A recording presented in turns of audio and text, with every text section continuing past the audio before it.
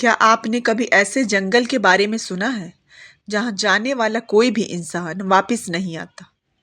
गांव के पास एक रहस्यमयी जंगल था जिसके बारे में कहा जाता था कि वहां एक शैतान रहता है जो इंसानों का मांस खाता है।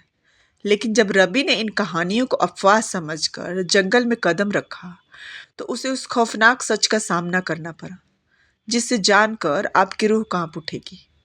क्या रवि वापस लौट सका या फिर वह भी शैतान का शिकार बन गया?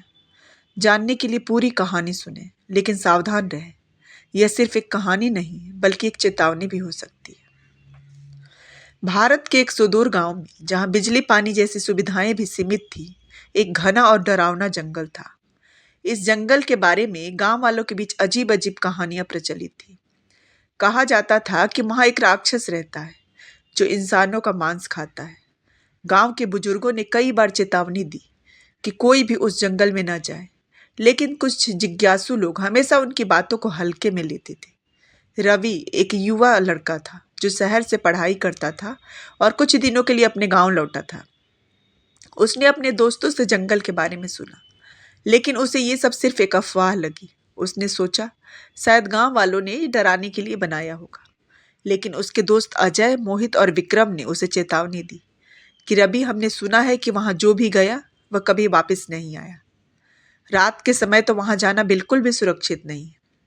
रवि हंसते हुए बोला कि अरे यार, ये सब बस डराने के लिए कहानियां हैं। मैं जाकर देखूंगा कि आखिर इसमें कितनी सच्चाई है। अजय ने रवि को रोकने की बहुत कोशिश की, लेकिन रवि अपनी जिद पर अड़ा रहा।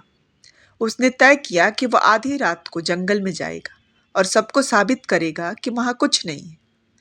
रात के 12 बजे, जब पूरा गांव गहरी नींद में था, रवि अपने मोबाइल की टॉर्च लेकर जंगल की ओर बढ़ा। जैसे ही वह जंगल के अंदर पहुंचा, उसे एक अजीब सी घुटन महसूस हुई। वहां का माहौल बेहद डरावना था। चारों ओर घना जंगल, सूखी टहनियां और हवा में एक अजीब सा सन्नाटा। रवि थोड़ी दूर चला ही था कि अचानक उसे लगा कि कोई उसका पीछा कर रहा है। उसने मुड़कर देखा, लेकिन वहां कोई नहीं था। शायद यह मेरा भ्रम है, उसने खुद को समझाया। लेकिन जैसे ही वह अंदर गया, उसे हल्की हल्की फुसफुसाहटें सुनाई देने लगी। भाग जा, भाग जा। रवि का दिल जोर जोर से धड़कने लगा, लेकिन वह अब भी अपने फैसले पर अड़ा रहा और आगे बढ़ता गया। जंगल के बीच में पहुंचते ही रवि ने देखा कि वहां एक पुराना टूटा फूटा मंदिर था।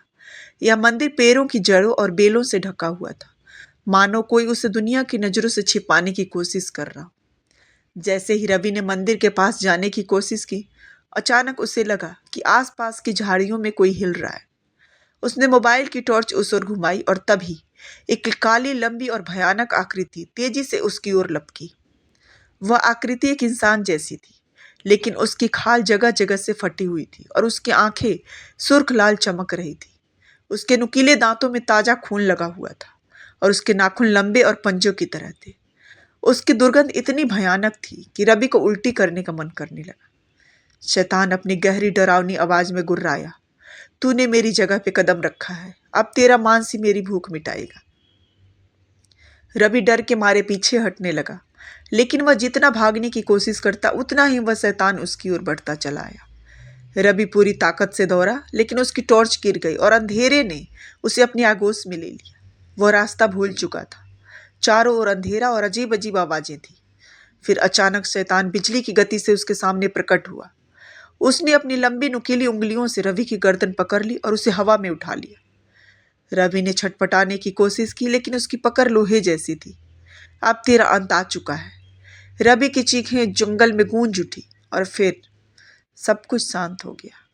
अगली सुबह गांव वालों को जंगल के किनारे रवि का मोबाइल पड़ा मिला, जो खून से सना हुआ था, लेकिन उसकी लाश नहीं मिली। उस रात से हर पूर्णिमा की रात गांव वालों को जंगल से अजीब अजीब आवाजें सुनाई देने लगी, मानो कोई दर्द से कराह रहा हो या किसी को मौत के घाट उतारा जा रहा हो। कुछ लोग कहते हैं कि रवि अब भी जंगल में भटक रहा है और कुछ कहते हैं कि वह खुद उस शैतान का हिस्सा बन चुका है।